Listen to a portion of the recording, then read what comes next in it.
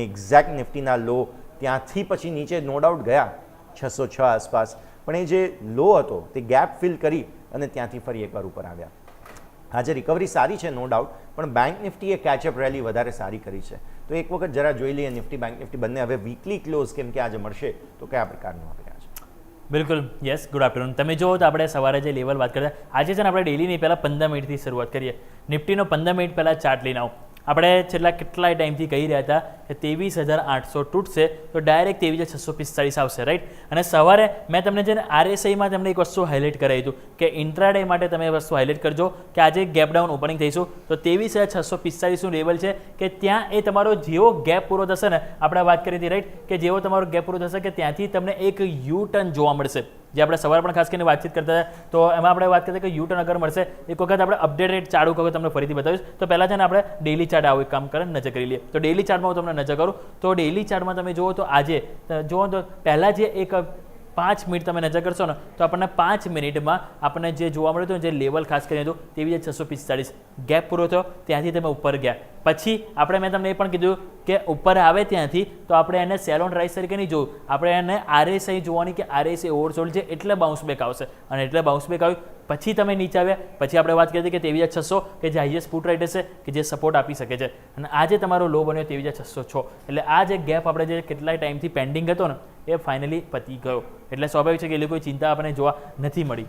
બીજી વસ્તુ હવે શું કરવાનું તો સિમ્પલ 23,800 આ હતું કેન્ડલ કે જે તમે જો મેક્સિમમ સપોર્ટ તરીકે આપણે જોવા મળ્યું હતું. હવે જો આજે આપણું 23,800 પર ક્લોઝિંગ આવશે ને તો એ આપણે એમ કહીશું કે માર્કેટ હજુ પણ કંટ્રોલમાં છે. ક્લિયર? કારણ કે 23,800 ઉપર ક્લોઝ થવું એ બતાવે છે કે માર્કેટ હજુ પણ સપોર્ટ લેવા માટે રેડી છે. સો 23,800 આજે ક્લોઝિંગ માટે બહુ ઇમ્પોર્ટન્ટ છે. એવું તમને વીકલીમાં પણ બતાવીશ કે મૂકી રહ્યો છું. બાકી ઓવરઓલ નવી તેજી માટે 24,000 જે ફ્રેશ જે કહેવાય ને વન વે તેજી કરવી હોય ને તો એના માટે 24,000 લેવલ છે કે જેની ઉપર આપણે એટલીસ્ટ રનિંગ માર્કેટમાં 1-2 કલાક ટકવું જરૂરી છે. અધરવાઇઝ ડેઇલી કેન્ડલમાં ક્લોઝ થવું જરૂરી છે. થાય છે તો મોમેન્ટમ ફરીથી કહેવાય ને આપણને અહીંયાથી એક આ યુ ટર્ન આપણને જોવા મળશે. જ્યાં સુધી હવે આ 23,600 ના તૂટે ને ત્યાં સુધી એટલીસ્ટ નવું ફ્રેશ મંદી ના કરવી જોઈએ. અગર જો 23,600 નથી તૂટતો ને તો ઉપરની તરફ ફરીથી આ કમબેક 24,200 એ તરફની પણ પહેલ આપણને અહીંથી નિફ્ટીમાં જોવા મળી શકે છે. આપણે બસ આ ગેપ હતો એ ગેપ ફાઇનલી પૂરો થઈ ગયો છે તો હવે એ ચિંતા જતી રહી છે. હવે જો માર્કેટને ફર્ધર દબાણ આપવું હશે ને તો એના માટે 23,600 એ મેઇન પરીક્ષા રહેશે. એ તૂટે છે તો જ પછી આપણે સ્વાભાવિક છે કે એક માર્કેટમાં પ્રેશર આવશે. અધરવાઇઝ થોડીક સિચ્યુએશન કહેવાય ને હવે એક બાય ડીપ તરફ આપણને જોવા મળી શકે. પરંતુ એના માટે કીધું ને 23,800 પર ક્લોઝ થવું જરૂરી છે અને આવતા અઠવાડિયે સોમવારે એટલીસ્ટ પોઝિટિવ ઓપનિંગ જરૂરી છે. આવો તો આપણે વાત કરી લીધી. હવે વીકલી ચાર્ટ એક સ્ક્રીન પર નજર કરીએ. વીકલી ચાર્ટ તમે નજર કરો તો હું જે તમને કહ્યું ને 23,800 આ નજર કરો. આ એક કેન્ડલ અઠવાડિયાની રાઈટ. પછી તમે જો નજર કરો તો આ એક, પછી આ તમે જો આ 2, આ 3, આ 4 વખત અઠવાડિયું હતા કે તમે 23,800 ઉપર ટચ થયા. ક્લોઝિંગ તમે 23,800 ઉપર આપતા રાઈટ. હવે આ ફરી તમે જો તો 23,800 નીચે તમે ગયા. આજે ગેપ વીકલી ચાર્ટમાં પણ હતો, ડેઇલી વીકલી બંનેમાં હતો તો બંનેમાં તમે ફિલઅપ કરી દીધો. જે હવે ટેન્શન તો પતી ગયું અને હવે તમે ગેપ પૂરો કરીને ક્લોઝિંગમાં તમે આ લેવલ સાચવી દીધો 23,800 જે બતાવે છે કે માર્કેટમાં એક નીચે બેઝ 23,800 એ સ્ટ્રોંગ સપોર્ટ જ છે. ક્લિયર? બાકી 10 વેમાં તમારે કેટલું આવે છે એ તમે નજર કરો 23,994. ઇટ મીન્સ કે 24,000 થઈ ગયા. એટલા માટે મેં તમને કીધું કે વન વે તેજી માટે એટલે કહેવાય કે કોન્ફિડન્સ માટે 24,000નું લેવલ છે કે અગર જો એ ફિલઅપ થાય છે એની ઉપર ટકે છે ને તો મોમેન્ટમ સરસ પોઝિટિવ જોવા મળી શકે છે. હા, આપણે બેઝ બનાવ્યો આજે તમે નીચેથી આવ્યો ઉપર એ સરસ સારી વસ્તુ તો એ જ્યાં સુધી ના તૂટે ત્યાં સુધી મંદિરનું વિચાર નહીં કરીએ પરંતુ નવી તેજી માટે કોન્ફિડન્સ 24,000ને ઉપર લાવીશું. આવો ઓપન ઇન્ટરેસ્ટ નજર કરીએ. ઓપન ઇન્ટરેસ્ટ તમે નજર કરો તો ત્યાં પણ તમને ખાસ કરીને જોવા મળશે 23,700 રાઈટ. જ્યાં તમે જો આજે સરસ પુટ રાઇટેસ આવ્યા 1.5 કરોડ 1 કરોડ આજે નવા એડિશન થયું છે. 23,600 કે જ્યાંથી માર્કેટે સપોર્ટ લીધો ત્યાં તમારું પોઝિશન જોવા મળશે ઓલમોસ્ટ તમે જો તો બહુ સારી અહીંયા પણ 1 કરોડની ઉપર આંકડો છે કારણ કે આજે નવું એડિશન જ 81 લાખ આપણને જોવા મળ્યું છે. અને જો હવે આગળ અવરોધ જે આપણે જે કહી રહ્યા છે ને એ તમારા માટે છે 24,000 કારણ કે એઝ ઓફ નાવ ત્યાં 1.25 કરોડ છે. આજે નવું એડિશન ત્યાં નથી થયું. એમાં બીજી જગ્યાએ તમે જો પુટ રાઇટર્સે પોતાની પોઝિશન સ્ક્વેર અપ કરી છે એટલે અત્યારે આપણે અહીંયા વેઇટ એન્ડ વોચ કરી રહ્યા છે. સો અહીંયા તમે આની ઉપર ક્લોઝિંગ આપશો ને તો એ બેટર ઓપોર્ચ્યુનિટી છે અને જો થોડું પણ પોઝિટિવિટી સાથે આપણે ઓપનિંગ થઈશું સોમવારે તો એ પછી આપણને 24,000 તરફ પણ માર્કેટ ફરીથી જતું જોવા મળી શકે છે. બેંક નિફ્ટીની વાત કરીએ કારણ કે આજે સૌથી વધારે રિકવરીમાં પાર્ટિસિપેટ તમે જો તો આપણને બેંક નિફ્ટીથી જોવા મળ્યું છે. અત્યારે 56,800ની નજીક છે. આપણે અહીંયા વાત કરી રહ્યા હતા 56,000નું લેવલ. અગર જો તમને સવાર યાદ હોય તો મેં તમને વાત કરી કે 56,000નું લેવલ છે એ બહુ ઇમ્પોર્ટન્ટ એરિયા છે. એક વાર પહેલાં 15 મિનિટ લઈને આવો સ્ક્રીન ઉપર.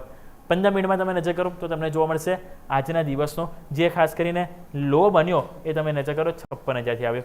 અને જે સવારે મેં તમને જે RSI વાળું જે કહેતો ને એ અહીંયા સમજીએ. મેં તમને શું કીધું, RSI 15 મિનિટમાં અગર 30ની નીચે જાય 20 પછી આવે તો એક વખત આપણને કહેવાનું બાઉન્સ આવતા રહેશે.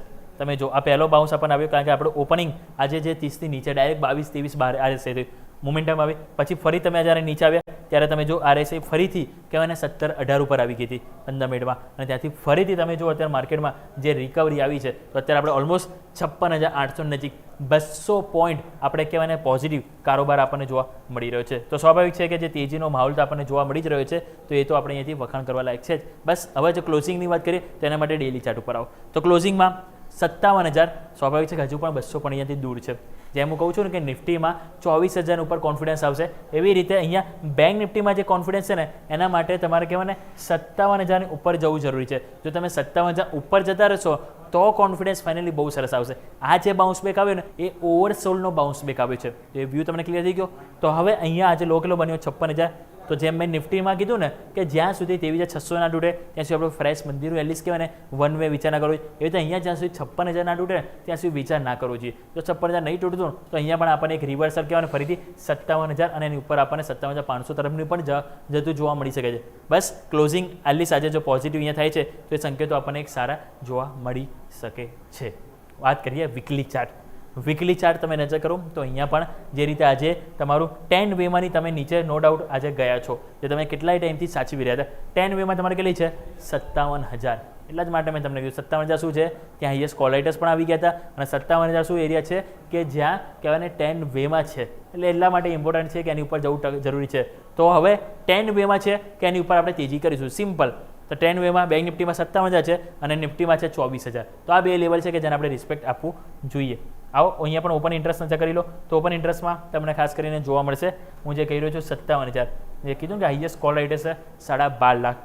અહીંયા તમે સરસ ઉપર આવ્યા છો કારણ કે આજે નવું એડિશન પણ સારું થયું. ઇવન 56,000ની નીચે તમે જો સારી છે આ 56,200 ઉપર જો તો અહીંયા પણ કોન્ફિડન્સ સરસ આવ્યું છે. તો હવે બસ જે આપણે જરૂરત છે એ છે 57,000. અગર જો 57,000 10 વેમાંની ઉપર તમે જાઓ છો અને ટકો છો તો મોમેન્ટમ ફરીથી એક યુ ટર્ન જોવા મળશે.